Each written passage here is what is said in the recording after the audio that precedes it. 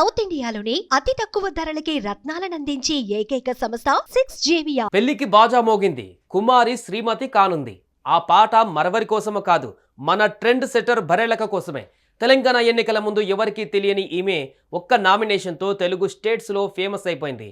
ఎన్నికల తర్వాత కాస్త మీడియా ముందుకు రావడం తగ్గించిన అక్క తాజాగా పెళ్లి చేసుకుంటున్నట్లు వీడియో రిలీజ్ చేసి షాక్ ఇచ్చింది. వరుడు ఎవరు, పెళ్లి ఎప్పుడు అనే ప్రశ్నలకు సమాధానం కూడా ఓ వీడియోతో క్లారిటీ ఇచ్చింది. వీరి ప్రీ వెడ్డింగ్ వీడియో రిలీజ్ చేసి వరుడిని రిలీజ్ చేసింది.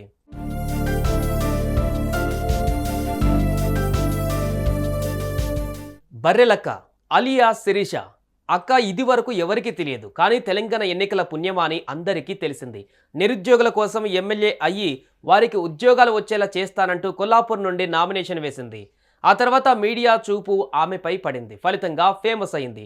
ఎన్నికలలో ఓడిపోయిన విషయం పక్కన పెడితే శిరీష ఇప్పుడు అత్తారింట్లో అడుగు పెట్టబోతోంది.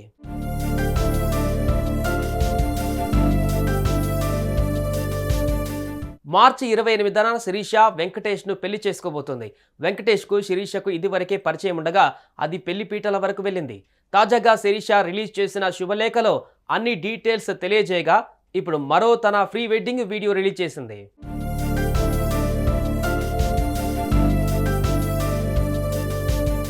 శిరీష వెంకటేష్ ఇద్దరు ఈ ప్రీ వెడ్డింగ్ సాంగ్లో నవ్వుతూ ఆనందంగా చిన్న చిన్న స్టెప్పులు వేశారు. వెస్టర్న్ ట్రెడిషనల్ లెటర్స్లో ముద్దుగా కనిపించారు. ముఖ్యంగా శిరీష చీరకట్టులో అందంగా కనిపించింది. హైదరాబాద్లో ఉన్న టాప్ ప్లేస్లో వీరు చట్టాపట్టాలేసుకొని తిరిగినట్లుగా సాంగ్ను చిత్రీకరించారు. ఇద్దరి కోసం స్పెషల్గా ఈ సాంగ్ రాయించింది బరెలక్క. పాటలో వధూవరుల పేర్లు వచ్చేలా ప్లాన్ చేసింది.